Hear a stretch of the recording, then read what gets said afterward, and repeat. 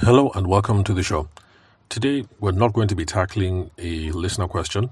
We're going to be looking at a list of topics that I think are important that we have to get through. And then, after I'm done with this particular batch, then I'll go back to the listener questions or the audience questions from my live coaching sessions. And so, today, the topic that I think we ought to be looking at is how to shorten your sales cycle. So, first off, let's define what the sales cycle is. For those of us who are newbies and have never heard of the term before or are not familiar with, what will I say? Who have no idea what a sales cycle is supposed to be. So basically, a sales cycle is the amount of time that happens in between when your customer says hello or good morning and all the way through when you say thank you very much for your order, or when the customer makes a deposit, a payment, a transfer, or the issue a purchase order, or whatever.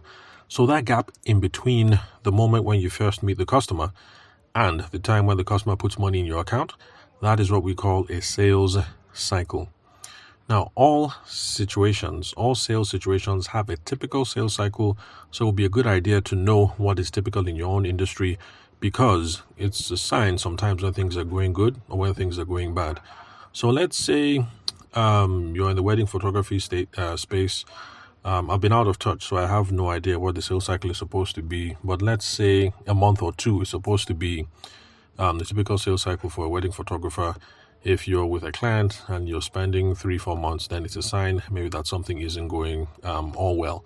So that's the whole idea behind the sales cycle. So just like yesterday's episode where we spoke about, I can't remember what we spoke about yesterday, but what was it? How to get your closing ratios? I can't remember the exact term, whether we use the closing ratios or closing percentages or things like that. But if you have a sense of what the closing percentages, closing ratios are, it gives you a sense of how well you're doing relative to the market, relative to the industry, relative to your mates, relative to the competition. And so it's the same thing. Let's get a sense of what the typical sales cycle is, so we know if we're doing well or if we're doing poorly.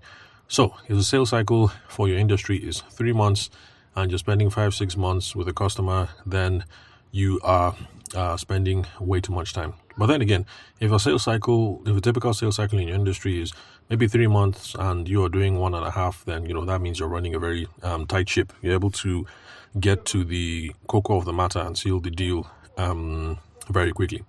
So, all sales situations have a typical sales cycle. And what determines what the sales cycle is, it depends. I've already mentioned a number of factors, the industry, the commodity, things like that. But the way that I would ask that we look about these sorts of things and whether we're dealing with a simple sales cycle or a complex sales scenario, cycle, context, whatever. So those are the things that will give you a sense of what the typical sales cycle is like.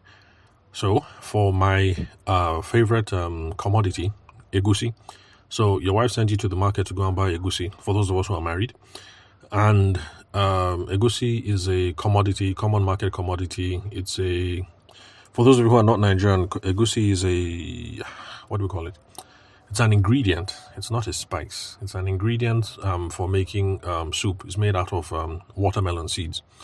So that's a common market commodity in this part of the world. And the sales cycle here is a couple of minutes flat. That's because you get to the market and you say, madam, how now? And she says, customer, how you doing now? How's madam? How's the children? I say, everything is fine, we thank God. And then you say, madam, you get egusi? And then she was like, yes, I have egusi.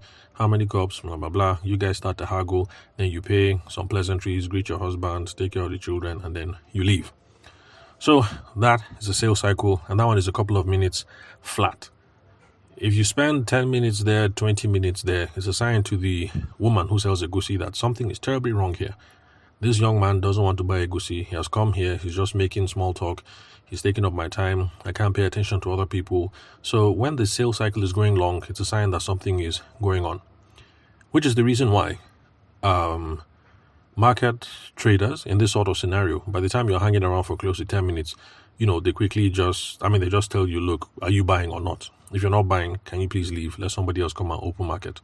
So that's it. Sales cycle for egusi, a couple of minutes. Now,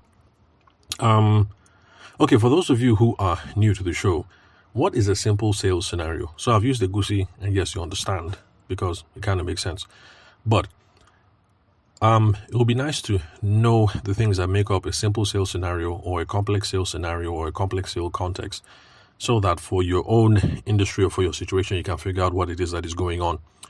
So, a simple sales scenario involves low-cost items, typically commodities. So Egusi is a commodity. It's low cost. Well, relatively low cost, since a cup of Egusi now is about 3K or something, as at the time of this recording. So hopefully in the future, maybe the figure goes down, or maybe up. We never know. Okay, yes. So it's a low-cost item. It's a commodity.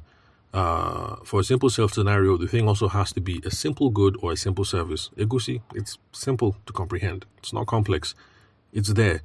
You can see it. If it's good, you can see it. It's nice and white and dry, or creamy and dry. If it's bad, it looks wet and looks moldy, and it's just there. You can see it, you can touch it, feel it in your fingers.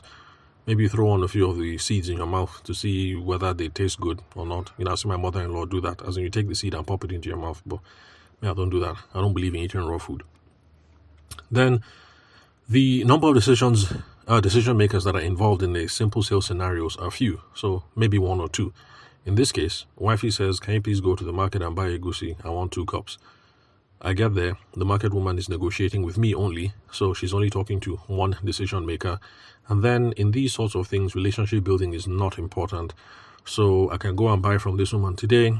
If I don't like the way she smiles at me, or if I don't think she's clean, or whatever, if I think the price is cheaper someplace else, I'll just move to another person and buy from that person. Relationship building, not important. So these are the kinds of things that determine whether a sales scenario is simple, while complex sales scenarios are the opposite. So complex sales scenarios have longer sales cycles, and complex sales scenarios are, well, like I said, they are complex. They're not as simple as a car. What else? Money. They typically cost more. Then what else did we mention? Complexity, money. Okay, relationships. In this case, the need for maintaining a relationship is usually much more important than that. So let me go back to my favorite example. So usually I say, usually I say Egusi, and then I say cars. So a car, some people might say a car is not a complex sale, but simplicity and complexity are relative. So a car relative to Egusi is a complex sale, but buying a car relative to buying a private jet, for instance, you can now say that the car is a simple sale and the jet is a complex sale. So there's a relativity to the scale of things. So let's not get fixated on whether this is a simple or a complex, whatever, because usually it's relative to who you are, where you're coming from, things like that. So in relation to selling Egusi, a car definitely is much more complex. So, so for car sales, maintaining relationship is important because I buy the car. If there's any problem, I want to be able to go and jack the person who sold me the car to say, "Look, you're an Agbero, you're a thief, you sold me this, blah, blah, blah." Or if I need after sales service, things like that, it would be good to have that person on speed dial so I can call the person up if there are any problems. So the importance of maintaining a relationship, really, really important there. So complex sales scenarios have longer sales cycles. Simple sales scenario, short sales cycles. Complex sales scenario, longer sales cycle. So the car is more complex than Egusi. Egusi can be done in a few minutes. But the car sales cycle, can that be done in a few minutes? The answer is no, because this is what happens, at least right now at the time of this recording in Abuja. People check up the Instagram handle of the dealer. And by the way, this really surprised me because back when I got my first car, Instagram was a thing, but I didn't know that people bought cars on Instagram. So what I did, me and my brother were in Lagos then. We actually went to a couple of dealers. We started off on Awolowo Road. Awolowo Road leads into Ikeja, hooks up with Allen Avenue. So there's some dealers on Awolowo Road. So we tried Awolowo Road, and then we went through what's this place? Is it Agidingbi? We went through Agidingbi, and then we got to this place that is close to, on the way to Ojodu Bega. So there are a couple of dealers there as well. So basically we just checked out those places, saw the cars, and that's how we started. But I was surprised to find out that we have people who sell cars now, and they're superstar salespeople, and car people have Instagram handles, excuse me, Instagram handles with hundreds and thousands of followers. And so what happens is that now people check the Instagram handle first. They see a few things that maybe they like. Then they now call or they chat the person, WhatsApp for models, availability, things like that. Then they visit the car lot the first time. Maybe they come with a trusted friend or a family member. Like for me, I was with my brother and my brother-in-law, or the chap who would become my brother-in-law. And we ended up buying the car through my brother-in-law's guy. So, because I'm not really a car person, so I need people who have more knowledge, more experience. Then, let's see. So you come with a family member, a trusted friend, you look at several models, you don't decide on anything, you go home. And you think about it for a bit. You come back a second time, this time maybe with a trusted mechanic. For me, the second time I came back was with Momsi's driver, because of course, Momsi's driver knows a whole lot more about cars than me and my brother-in-law and my brother. He came back with Momsi's driver, then maybe you do a test drive or one or two models, you figure something that you like, and then you have some preliminary price haggling, blah, blah, blah, just get some expectations, and then you go home. And then you come back again, this time with a mechanic for a second opinion, which is what I did after Momsi's driver. I now came back with a mechanic, have a look around, test drive again, quote, haggle, your mechanic will point out some things that, this battery is old, we'll have to get new batteries, or the tires at the back have chopped, so we'll need new tires, or there's no jack in the back, we'll need jack, there's no spare tire, you haggle up and down, things like that, questions, warranties, the car usage and history. Where did this one come from? This one is from Cotonou. This one is Nigerian, fairly used. This one is imported Canada. Is it accidented? Blah, blah, blah. All those sorts of things. So you can see that for the car sales, there's plenty of go-come. There's plenty of back and forth. There's plenty of haggle. There's plenty of my brother-in-law, my mom, my sister, my driver, my wife, this person, my mechanic. Some people will even come with 2 or 3 mechanics. Come with mechanic this week, mechanic next week, mechanic the week after that. So you can see that for the car sales, it's more complex. Car sales, chances are this thing is not going to be closed in a couple of minutes. It's probably going to be 2 weeks, 3 weeks, maybe 1 month, maybe even 2 months. Excuse me. It depends. So the time between somebody hitting you up on your Instagram handle, if you sell cars, the time between somebody saying, good morning, sir, do you guys have Honda Civic 2024 model? So let's say that starts the conversation. And then everything ends when the person transfers deposit to your account. So you can see that the sales cycle, the time between A and B could be 2 to 3 weeks, maybe a month, or maybe 2. So today's question about sales cycle, essentially, we're just trying to figure out, how do we make sure that sales don't take so long? That's the whole thing about sales cycle that we're talking about in this question. To shorten the sales cycle just means we're trying to limit the story, trying to limit the turenchi, to try and limit all the talk. Because if it's possible for you to start the conversation now with someone and sell your car in 2 weeks, it'll profit you to sell in 2 weeks instead of selling it in 1 month. Because if you're taking one month to sell your cars, you have inventory that is sitting and is wasting time. But if you're good and you're able to offload this thing 2 weeks and you're moving inventory, it's also good. Your business is becoming much more profitable. That's the difference between selling 20 cars at the end of the year and maybe selling 35 cars. So we consummate sales professionals, we're always wondering if there's something we can do here and there to shorten up the sales cycle. So if we've been doing 3 weeks, 4 weeks, let's see if we can do this thing in 2 weeks. If we can do it in 2 weeks, we can move inventory, we can make our money back quick. We can increase our profit margins. We can increase our profits because we've been doing more cycles. So that's the central thing that we're looking at in today's episode. How do we make sure that sales don't take so long? The answer is simple. Simple-ish, because we can boil it down to a couple of elements. But there are a few things. One, we need to take initiative of the sales process. If you noticed what I said with the car example, as it happened to me doing the buying, and if you're a car salesperson, you realize that a lot of times it's the seller taking the initiative. So nobody was rushing me. I was doing things on my own time. When I was ready to come with my brother, I came with my brother. When I was ready to shop with my in-law, I came with my in-law. When I was ready to come with Mumsy's driver, I came with Mumsy's driver. When I was ready to come with mechanic number 1, I came with mechanic 1. When I was ready to come with mechanic 2, I came with mechanic 2. I was taking my time. Nobody rushed me. I was in control. Well, that is not a bad thing. It's kind of bad for you, the salesperson. It's not that we should rush anybody, but we should try and take initiative of the sales process and make sure that we are expediting the process, making things move forward as quickly as possible or as reasonably as possible. If something can be done in 1 month, there's no reason why we should take 2 months to do it. So if somebody says I want to call mechanic number 1, then we should try and see how we can make mechanic number 1 visit occur in 3 days, rather than leaving it up to the person and then the person takes 2 weeks before they come back with mechanic number 1. So take initiative. First thing you need to do. Number 2, spend time on needs analysis. When I came to buy my car, nobody was spending time in needs analysis.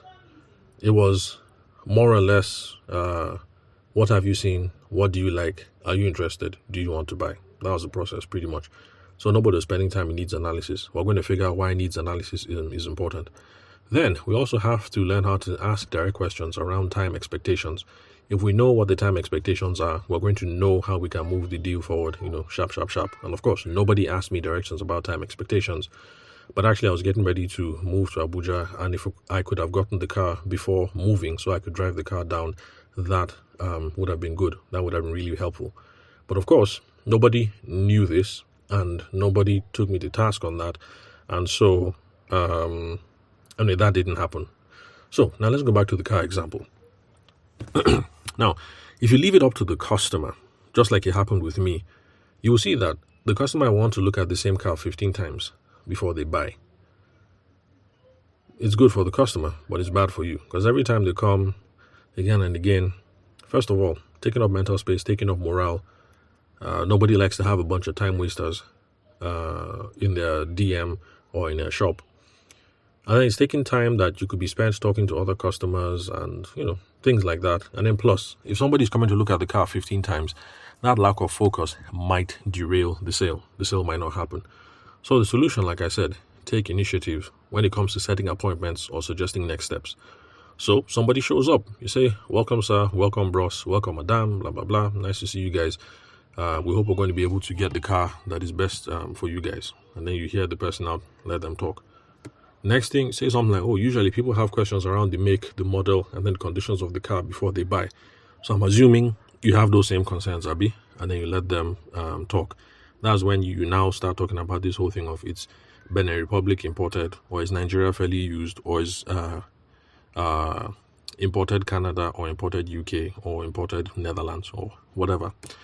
Then after that, we can now say since we're in agreement, we can look at some of the cars today. Whatever the questions you have, we have all the import documents from Lagos or from Togo. If the car was imported from Canada, then of course you say, we have the import papers from Calgary, blah, blah, blah. They're all in the office now and it's not a problem. So today, the focus is, let's just look at some cars. Let's see what you like. Let them talk.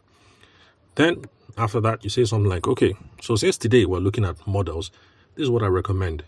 If you find 1 or 2 models that you like, that you and madam like, let's call your mechanic now so we can arrange when you guys will come for testing. There's no need to waste time. If you see a model that is suitable, you get some agreement. If they agree on that, no problem. You now take them around. You guys go, you look at cars, things like that. But at some point, you have to ask them a question. Okay, Oga, madam, of these 5 cars that we looked at so far, which ones are you interested in? If they respond by saying, let me think about it, I'll get back to you, I'm not ready to buy, I was just looking, then it means you have missed something critical in the early parts of the sales process, and we're going to devote some time to that in future podcast episodes. So right now, let's assume that they don't say that. Let's assume that they say, we like the blue one over here, and we like that gray one in that corner, that last one that madam sat inside. Yeah, that's the one we like. Now, this is the point where you now take control of the process and you try and direct it. You've already been hinting earlier on that, sir, madam, if you guys see something that you like, I think it'd be a cool idea. Let's just call the mechanic now that 3 of us are here. Let's see when you guys can come for test driving. So, What you do is, instead of you leaving them to walk away and saying, let me think about it, only for the guy to come back next week, this time, let's say this time he came with his wife, next time he comes with his brother, and you start the whole process all over again. In fact, you should see some car dealers, when all these things are happening, you see some of them get really, really, really frustrated.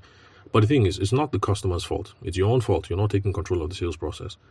So just tell the person, okay, if you and madam like this blue and you like that gray, just bring out your phone now. Let's call mechanic now. Let's see when you guys can come for testing. Let mechanic have a look at it. Because if you leave it up to them, they might forget. Something else will come up. Or they will get home and his best friend will say, how can you go with madam? What do women know about cars? This guy, you're not even the correct guy. In fact, when next do you want to go? I will come with you. How can you go with your wife? Women don't know anything about cars. And you're supposed to see men here now. You should have called your boys. So I will go with you. Then maybe he wants to go on Monday, but then his friend is not ready. They push it to Friday. His friend is not ready. They push it to next week, Wednesday. That's how these things happen. Another thing that could happen is, since they haven't committed to you, they'll start looking and checking other car dealers on Instagram. So things like this is what adds more time to the process than necessary. So take control. If it looks like the next step is mechanic, then suggest it while they're here in front of you before they leave. Now, okay, you like blue, you like gray. So call a mechanic now. Let's see when he's available. Me, I'm available. If I'm not available, Chukudi is always here. Chukudi will allow you guys to look at the car and, test drive whatever it is that you want. Okay, so that's how you start taking initiative, and that's how you start shortening the time and reducing all these things about he came today with his wife, tomorrow he will come with his brother, next tomorrow he will come with his mechanic, next tomorrow after that he will come with his pastor or whatever. So remember, what we're trying to do here is we're trying to shorten the sales cycle by taking some initiative. We've done that.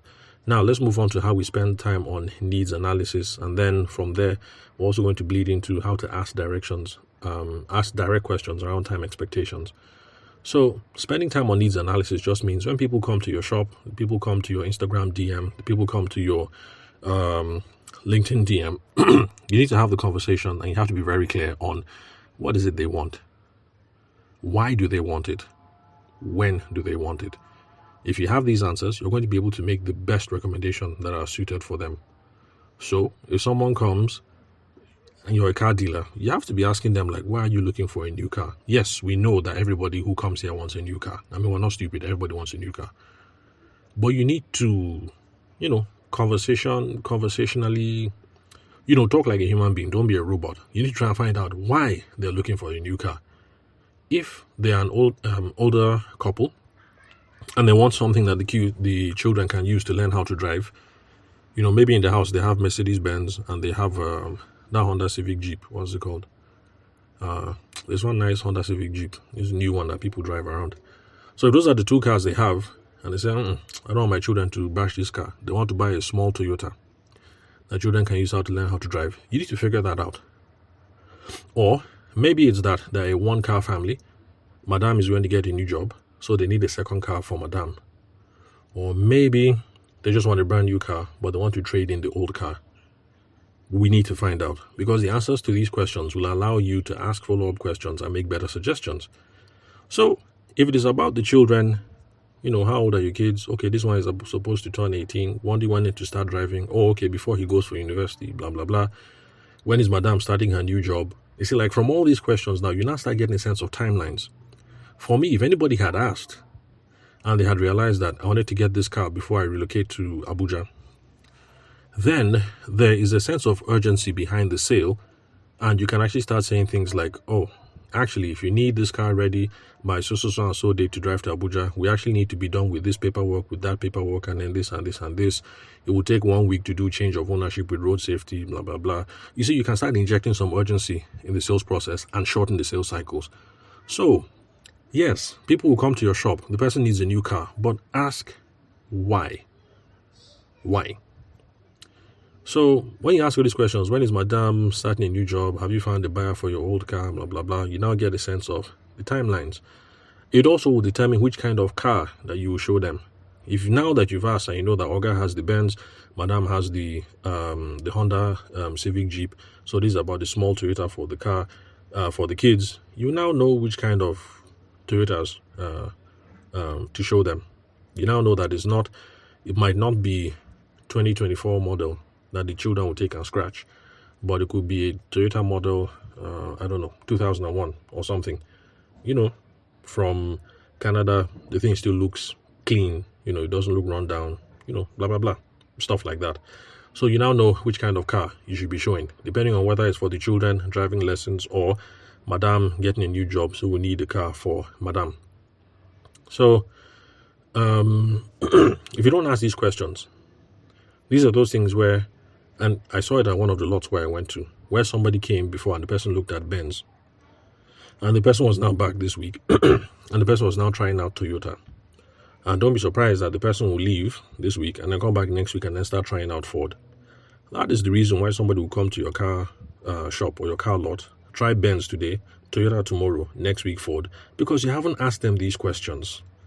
Okay, you want to buy a car, what for, who for, when, things like that. And people are going from model to model to model. If you ask all these questions, you'll be able to know quickly that, okay, you know what, we're only looking at Toyota models because these children need something that is solid, sturdy. The children can drive, you can take some bashing, and something that looks nice and clean. You now know that, okay, it's Toyota between this year and that year. And you can go, straight to business, start making proposals. So these are things that will shorten the sales cycle or the amount of time that is required to close the sale. Then if you ask questions around timelines, it allows you to suggest closing times. Like I said, if they had asked me when I need the car, and I said before I go to Abuja, they would have known how to direct the sale accordingly. If it's about Madame's first work car, then you can architect the process. Like, oh, okay, she's beginning work April 1st. Okay, in that case, it would be nice for us to finalize this thing maybe March 15th. Let her handle the car, 2 weeks. If there's any problem, let's sort it out so that April 1st, when she starts, there's no problem. You now have a time frame for you to direct the sale. If it's about the children learning how to drive, you know how to direct the flow. Like, okay, university opens in September. Currently, we're in March. Okay, driving lessons. FRC says you must do driving. FRC, that's the Federal Road Safety Commission. They're the ones in charge of our licenses, car safety, and things like that. So road safety says it must be 3 months. So if they're going to take the car to school in September, so September minus 3 months, what would that be? Is that July or something? Anyway, you get my point. If you have a time frame, September, I want my son to carry the car to school. I'm sure the boy will be very happy. Like, correct. I'm going to uni. I'll have my own car. I'll start pulling chicks. So September, you can start working backwards, and you can now start directing the sale. Apart from that, when you ask all these questions, you now know when you can now start making value-added suggestions. Like in this case, if it's about the kids, this is where you can start having conversations about how you can hook up the parents with contacts in Federal Road Safety concerning driver's license, or hook them up with Federal Road Safety approved driving instructors so that the children can even start driving lessons now. As per, okay, it will take us like 2 or 3 weeks to finalize this car thing, but at least let the children start doing driving lessons now. This is value add, rapport building, relationship building. So the summary is, to shorten the length of time between hello and between please transfer 3.5M to my OPay account, you have to take initiative of the sales process. Make sure that you also have a say in how fast or how slow you guys are moving, because sometimes there are some people that actually want to move too fast, and if you move too fast, it's a problem. So you actually need to slow it down. Don't let that situation happen where somebody will come to your car lot, pay for the car now, take it, leave, and then for the next 3 weeks, they're blowing up your phone saying that this guy is rubbish, that the problem is this, the problem, that. If the person is moving fast, try and slow it down. And let them buy the one that they like, and, buyer beware. Let them know what they're buying, so that when they take the car and they go, they are gone. It's not that they'll be calling you, they'll be chasing you, they'll call police, they'll call AFCC and things like that. So you have a say in the speed. If they're too slow, make it fast. If they're too fast, tap it down. Then you also need to spend time on needs analysis so you can give the right kind of proposal, the right kind of presentation, give them options that they're going to love, and then ask direct questions around time so you can have realistic expectations about when people will be ready to buy and how to close the deal. We've already done things like that. So remember that all these things I'm saying are contextual. It depends on how simple or complex the sale is. So if it's a goosey or a market commodity, few minutes, you want to buy beans, come in, buy, get out. A few minutes, you're done. If it's car sales, maybe 2 or 3 weeks. All this back and forth, come with wifey, come with friend, come with mechanic. See, 2 3 weeks, maybe 1 month. If you're buying a new TV, flat screen TV, depending on how paid up you are, maybe 1 or 2 visits to the shop, and then you buy. So TV, that one can be 4 or 5 days. You've bought the TV. Buying a family plot of land, okay, it's a little much more complex. Buying a brand new house, that one is maybe 6 months, maybe 1 year before you finalize. Because you know the usual now. You seek wifey's opinion. If you're a woman, you seek husband's opinion. Or, okay, you're not married. You might still want to ask your best friends, like, okay, I have money, I want to buy land in Maitama district, blah, blah, blah. Sister Grace, what do you think? You ask 2 people, because very few people just go and buy land just like that without talking to anyone. So buying land, buying house, 6 months, 1 year, I don't know. I don't sell land, so I have no idea. But for President Tinubu, buying a brand new jet, on the other hand, first of all, they have to raise requisition. People have to submit tender. They do RFP, request for proposal. There will be committee meetings. There will be Senate sessions. There will be official procurement process. So maybe for official jet, it might be 1 year, it might be 2. It depends. So your sales cycle, it's different, and these are the factors that depends. However, if you take the initiative of the process, if you spend time on needs analysis, and you ask direct questions around time expectations, you should be able to close the deal sooner than you expected. And that's all for today. Let me wrap it up since we're 30 minutes. Connect with me on WhatsApp. The number is 080-6466-2140, and the country code is +234. Also connect with me on LinkedIn. My name is Tavishima Ayede. I'm the host of the show. Confirm the spelling of my name so you can search for the right person on LinkedIn. My email address, what else? Yeah, my email address is also on the link where you're listening to this episode if you're an email person. So thanks for your time and attention. I'll catch you guys at the next episode.